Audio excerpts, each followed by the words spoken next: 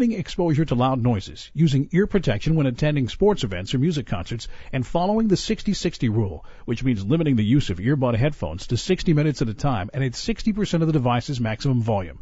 Talk to a hearing healthcare provider or your physician and schedule a hearing test. It's also important to discuss hearing loss with your family and seek treatment. Common signs include turning up the volume on the TV or radio to the level that others find too loud, having trouble hearing people on the phone, or difficulty with following conversations in noisy environments. Hearing loss can affect your ability to stay connected to friends and family, contributing to social isolation, lower earnings, depression, dementia, and higher risk of falls. For more information about hearing loss and other ways to improve your health as you age, go to www.hearingloss.org.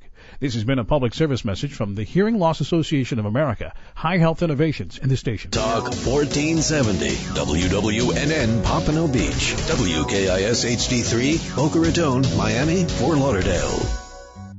This is your boy 50 Cent, and I'm here with Scott. Hi there. Scott's a true family man, but he might not catch your attention right away, so I'm lending my voice. Now, what happened, Scott? Well, 50, I never thought it would be me. I was just your everyday, middle-class working American. But then I lost my job and still had a family of 4 to feed. I was afraid. I was expecting people to be judgmental about me needing help, but I didn't run into any of that. The food bank is about more than just meals. It's about encouraging and helping people when they need it most. Today, 1 in 6 Americans don't know where their next meal is coming from. Scott here could be your neighbor, your co-worker, your friend. He's just like you, and you probably don't even know he's struggling. But you can make a difference in Scott's life today. So visit feedingamerica.org/hunger and find a local food bank to help. I'm Scott. And I'm 50 Cent. Together we are Feeding America. A message from Feeding America and the Ad Council. Download the iRadio Now app for iPhone or Android phones. Free at your iPhone App Store or Android App Market. Take AM 1470 WWNN with you wherever you go. Attention men, the Office of Dr. Matthew Leaf is conducting clinical research on men with low testosterone and symptoms of low energy, low sex drive, or ejaculation issues. To find out more, call 954-755-3801.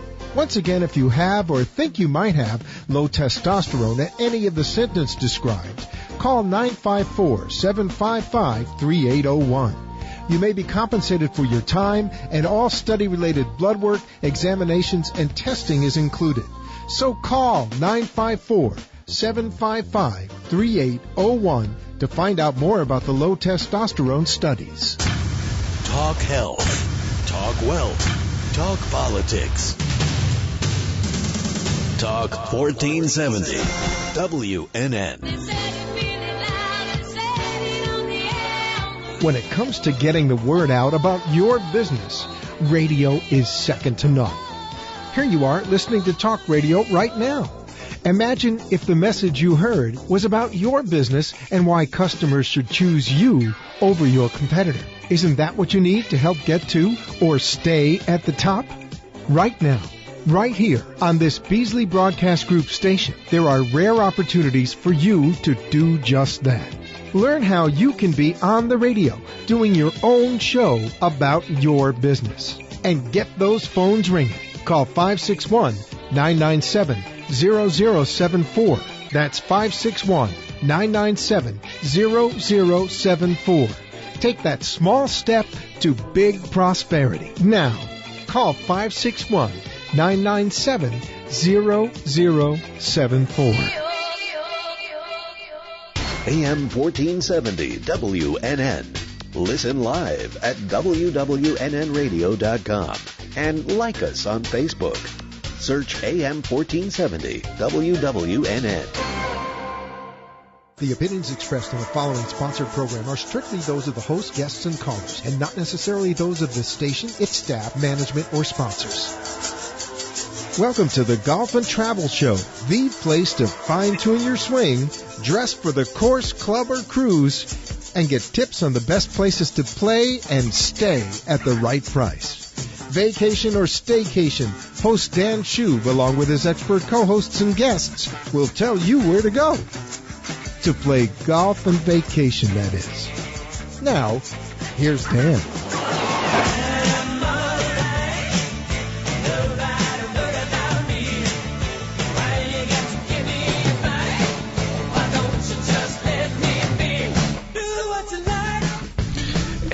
welcome to another edition of the Golf and Travel Show. Dan Schub here as your host from beautiful Boca Raton, Florida, where the weather is gorgeous. So anybody who's not up here and is perhaps up in the Northeast and dealing with the snow and the ice, you need to get down here. We need you here. We'll take you out to golf. Just give us a holler. We'll get you out there.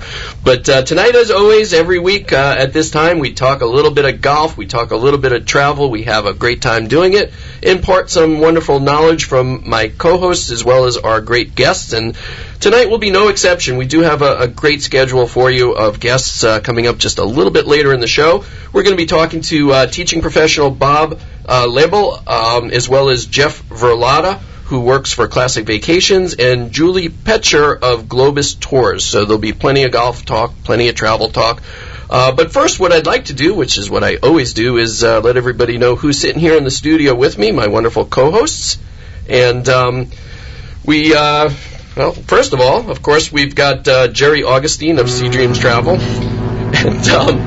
And Jerry is that wonderful travel agent who, every time that boat comes in, I just get thrown a little bit off. And as well as when I have to explain about all the wonderful things that Jerry does, I get a little bit nervous as well. But having her here, she's that travel concierge. She's the person that will make your travels easy. Anybody who's tired of having to deal with the internet being put on hold on toll-free phone lines, you don't want to do that. It just makes no sense. And when you deal with Jerry, she takes care of everything for you. And I have to say that at Sea Dreams Travel, her and her wonderful staff, they're knowledgeable and they can make things happen for you. Jerry, welcome tonight. Thanks, Dan. Hi, Jess, and everyone out there. Happy Friday. And in addition, there she goes. In addition, I also have sitting here in the studio with me my other wonderful co-host, which is Jess Franks, and of course he's a PGA teaching professional. Many of you know him. He's worked at local clubs such as St. Andrews, and he's also the head of the Jess Frank Golf Academy. He's the guy that believes that playing on the course and giving you lessons on the course is what makes it better, what makes it fun. Golf is not an easy game, and Jess makes it a lot simpler for you. His V1 video analysis just brings everything into focus so that it's a heck of a lot easier for everybody involved. And welcome. Well, thank you, Dan. Good evening, Jerry. And I always love to see how we can fit that cruise ship right here in the studio. It's amazing. It's amazing. But It's magic. it's another beautiful day in sunny South Florida, Boca Raton, and of course on the lesson tee again. So it was a lot of fun. Well, and you know what? Your students are fortunate to be able to spend time on the lesson tee with you, but what we like to do at this time of our show is to have a little bit of a tip, a little something that you can impart to our listeners. A little bit, I guess we could say it's kind of on the house or gratis. Well, yeah, we like to do that. We love to give out information here, and that's what we're all about. We're about giving. We do, and of course that this kind of information will certainly be helpful, but nothing is better than actually spending some time out there on the golf course with you. So this is just a little tease, I guess. Exactly, it's very enjoyable and a lot of fun. I mean, that's what we like to keep it light, and it's a game, and we love to learn and get better, and that's what makes it really fun. And tonight, actually, I'd like to speak about specialty shots. Isn't that special? It's very special. It's very special. And we talk about specialty shots. The key to these are that you commit fully to what you are doing, and because this is something you don't practice a lot, and sometimes they're a little more difficult. And so, for instance, like a long bunker shot, like a 30-yard bunker shot, is something that is not normally what you're going to go out to the range and practice, and you're not going to hit a lot of them. Well, I have the solution for that. You hit it like 20 yards, and then you have a normal bunker shot. Exactly. Even a 20-yard bunker shot is a tough shot. And so the long bunker shots are very, you're going to get one or two around, and so you just really need to know how to play them. And so, to make matters worse, not only will you only get one or two around, but every time you play, if you play at different golf courses like me, the sand is different. So even if you are the same distance, it still could be totally different than the one that you took before. Yeah, that's completely true, and every course is different, and that's why. And then when you have these shots into the greens, sometimes there's trouble behind the green. And so selecting the right club, getting the right setup, the right ball position, and the correct swing is very important. And what I like to tell people is that instead of taking a full swing with a 60-degree wedge out of a bunker or sand wedge, let's get a 9-iron out or an 8-iron out, and let's put the ball a little further back in your stance, a little 3/4 swing, but make sure that you always accelerate through the ball, because the chance of you catching a little bit of sand behind it is pretty likely. And so by putting the ball a little further back in your stance on a longer bunker shot, you're going to have a tendency to catch the ball first, so you make impact with the ball, then the sand.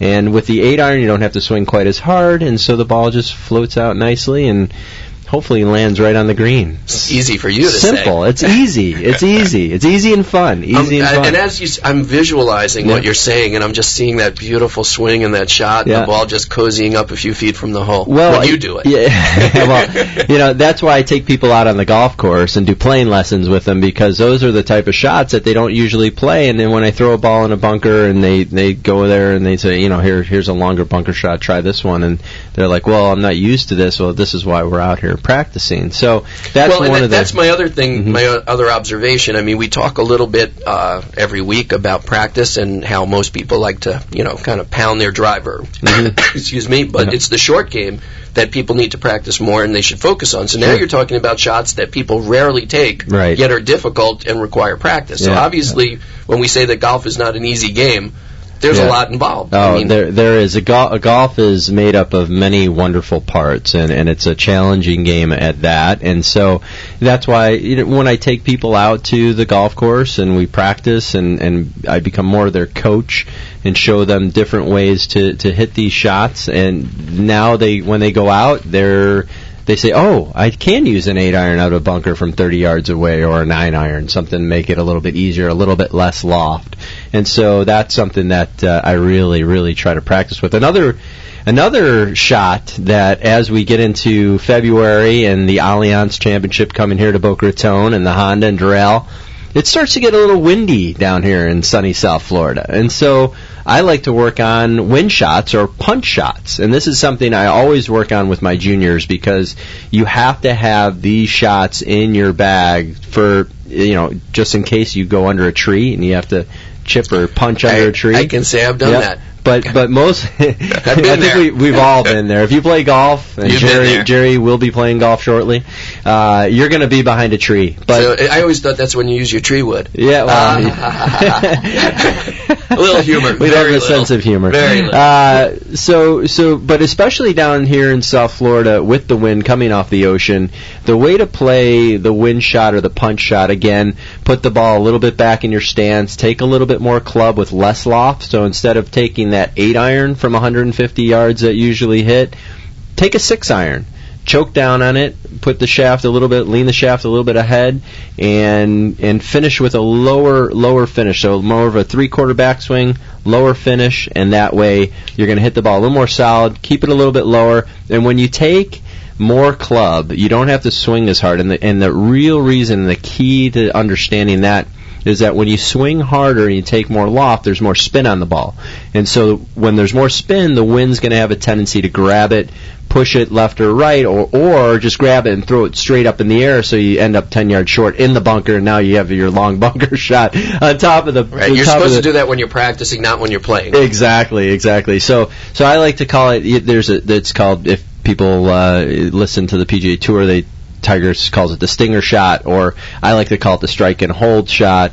And this is something you definitely want to practice. You should always, when you're on the range, you should hit, with each club, you should hit 2 or 3 or 4 punch shots, stinger shots, strike and hold shots that keep the ball really low, and so that way you have that shot in your bag when it's time to pull it out. And for better or worse, I think when people are at the range, they're busy trying to impress people with how far they can hit the ball. So doing this is not impressive to the average folk, but obviously the knowledgeable golfers will know that when you can hone those shots, you're doing the right thing. And actually, it works really well. Doing the strike and hold shot is a really good way to train your ball striking, because what happens is the majority of people the club head passes their hands through impact, and so they miss hit the ball. But if they work on that strike and hold shot, what happens? It firms up their left arm, left wrist, and they don't flip at the ball, and they're going to hit it a lot more solid. Right, and of course the key to shots like that, if you still want to impress the people you're playing with, is you got to call it. You got to tell people this is what I'm going to do, so that they know, so they don't think, and man, he didn't hit that club very far, did he? You know? Exactly. So, and again,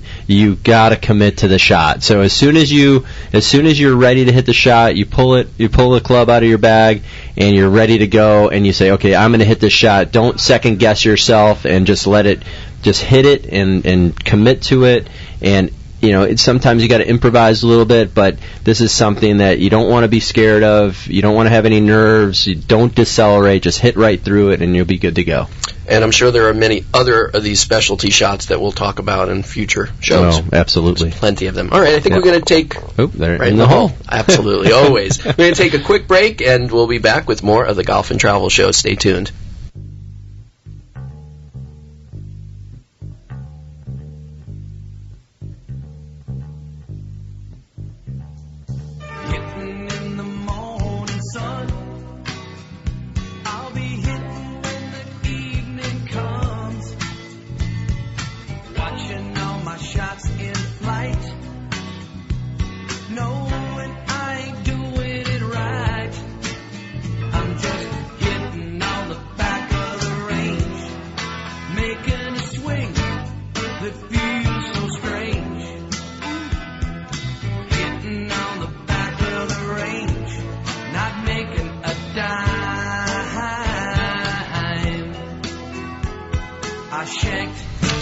And we are back, and I think it's time for a message from one of our sponsors, Jess. Absolutely, and again, today I was at the beautiful Boca Dunes Golf and Country Club, giving lessons, taking people out on the 9-hole course, and I'll tell you what, that driving range is in awesome condition. And just so everybody knows that Boca Dunes is a great golf course located in Boca Raton and one of the best kept secrets in South Palm Beach. Boca Dunes offers 2 courses, a championship par 72 and a par 3 executive course. Both courses are a challenge for all skill levels.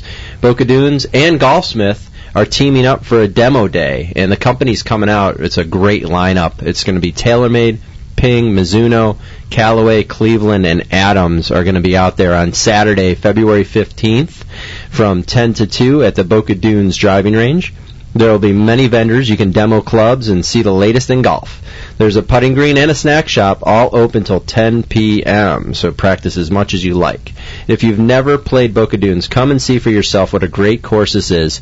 Located at 1400 Country Club Drive in West Boca Raton, or check out their website at bocadunes.com. For additional information or to book your tee time, call the Pro Shop at 561-451-1600 extension 101.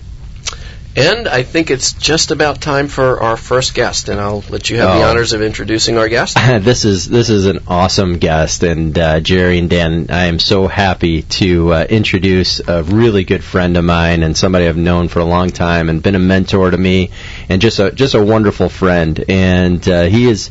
Actually, this is 50 years as a PGA member, so he is a life member of the PGA. Do you get a gold watch or something from the PGA for that? I think you get a reduction in dues. Oh, nice. But he's also a graduate of the Ohio State University, and played with somebody who's pretty famous down here in the Golden Bear. The guy that dotted the I not long ago, right? Yeah, exactly. And I'd like to bring on Mr. Bob LaBelle. Good evening, Bob. Hey, Jesse, thank you very much. It's a pleasure to be on your show. I certainly appreciate it. Well, we love having you on, and again, like I said, you've been a tremendous friend to me and mentor, and just somebody who we like to hang out and talk golf and life and politics, and just a good man. And Bob, why don't you give us a little bit of background about you've had a pretty interesting life in the PGA and growing up in Ohio and Columbus, Ohio, that is. And why don't you give us a little bit of background about how you got into the PGA of America and how you started playing golf, and talk to us a little bit about that.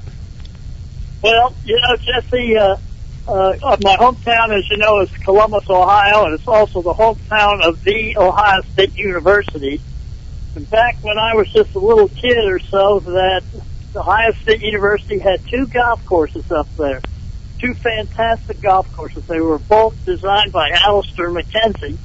And as a little kid, if you went up to caddy on Saturday and Sunday at the golf courses, they let you play golf all day on Monday and all day on Friday. So it was almost like having a little junior membership.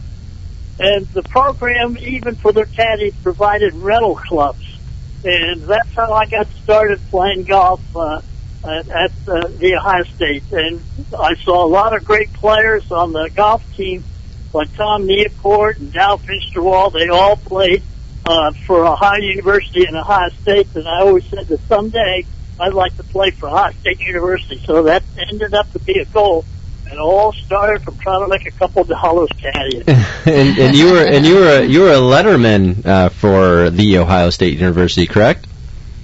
Yeah, right. I played 4 years of varsity golf for Ohio State, and when I was a senior, we had a kid up the block that turned out to be a pretty good golfer by the name of Jack Nicklaus.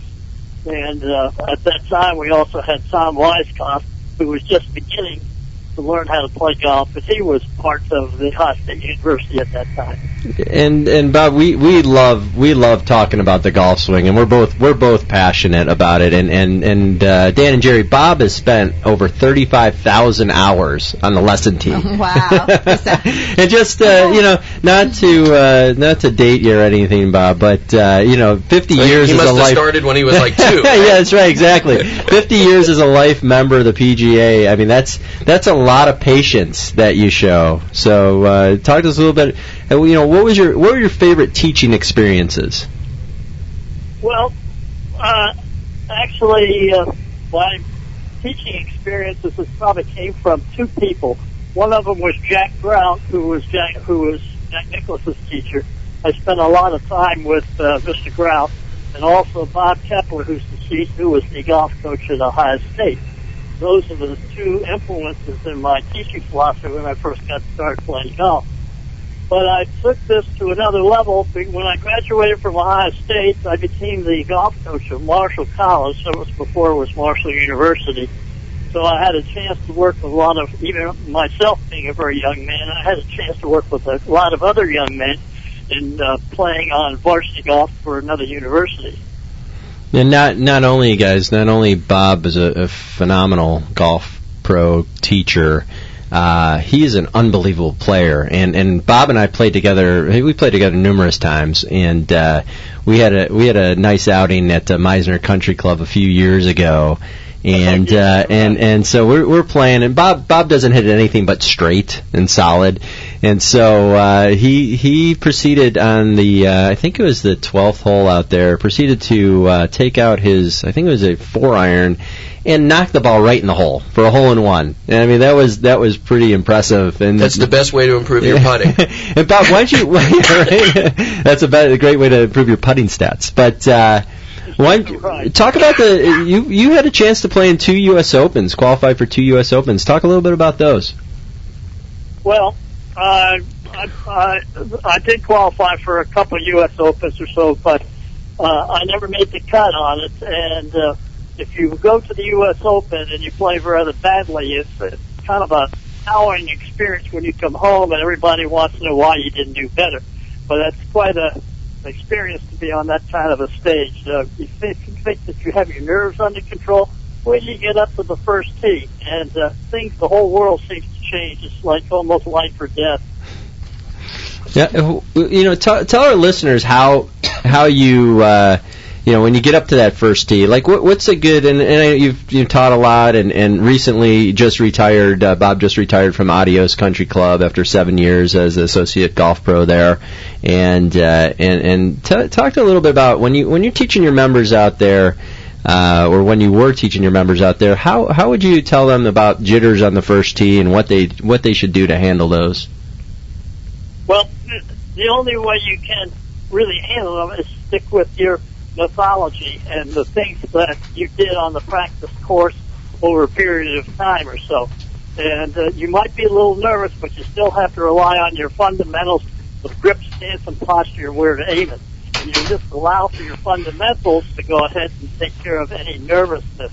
Because if you practice enough or so, and work on your fundamentals or so, that will overcome any nervousness. And after you hit the first couple of shots, and they turn out successfully, then you're back into the ball game, and the nerves seem to dissipate. Well, and those are true gems coming from somebody who has played a lot and has taught a lot. And so, talk about what are your favorite golf courses you played? Well, probably the most famous golf course is the golf course I was brought up on, was the Ohio State University golf courses. And that golf course up there was built with WPA money in 1937.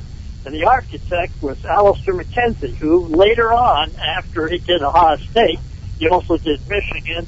He did the Masters over there for Bobby Jones and Roberts. But that was one of the great golf courses. In fact, in those days, from the back tees, it was 7,300 yards, and it was hard to believe back in the 40s and the 50s you had a golf course that long. The other golf courses, probably down here in Florida, which is my favorite golf course, is Adios. It's just a great golf course, and it was designed by Arnold Palmer. And the other golf course is the PGA South up Port St. Lucie. And those are my three favorite golf courses that I've ever played. That's awesome. And talk to us a little bit about us. Is that 50 years as a PGA member? I mean, what does that mean to you? Well, it means, look, Jesse, look, if you're doing something that you love, and that becomes your source of income, then you really have never had a job in your whole life. And since I've been a golf professional, I felt I've never had a job. I've just doing the things in life that I really felt very passionate about. And I feel very, very blessed that I could find something in life which I became very passionate about, and it was a situation where you could help others and have them realize their goals along the same lines as mine. Yeah, and words of wisdom and just a great philosophy and something that we talk about a lot. And the fact is that I love the golf business too, and it's amazing because you're absolutely right. When you help somebody get a little bit better, it makes you feel good, and then in turn they become more successful. So it just goes round and round. It's a fun game. So that's really, really a wonderful philosophy and attitude, and something that I enjoy. Bob, this is Dan. I have a question for you. Being that you've been a PGA teaching pro for 50 years, and I guess played the game even longer than that, what's your opinion on the changes in equipment? Obviously, years and years and years ago, you were playing with persimmon clubs that were tiny by comparison to now.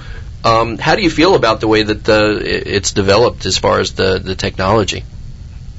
Well, it's progress. I think it's all good because you can imagine what they played with, what kind of clubs they played with hickory shafts in the 1910s and the 1920s and even to the 30s. And an old golf professional was telling me that when he started back in the 1920s, that if a member came in and said, listen, my clubs are too stiff, what they did, they went over and they filed down the shaft or with a plane and just planed the shaft down and made it a little bit thinner because those shafts in those days were made out of hickory. But I think it's part of the innovation. It's moving forward. Golf courses are longer. But what the big thing I see is the young men that are playing golf today, they're bigger, they're stronger, they work out more, and they're in much, much better shape than the golfers were 20 or 30 or 40 years ago. And they don't have to play 36 holes on the final day of the U.S. Open, right? That's for sure. That's for sure. That's for sure. No more of that. Yes. Well, it's a good thing that the players are in better shape, though, these days, because I think the competition has gone to a whole new level.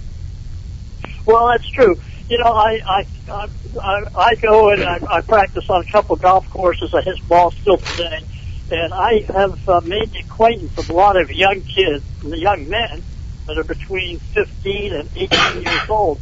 And I marvel at how long and straight and consistent some of these better players hit the ball. Now this is just in a small little area in South Florida, and there's just hundreds and hundreds of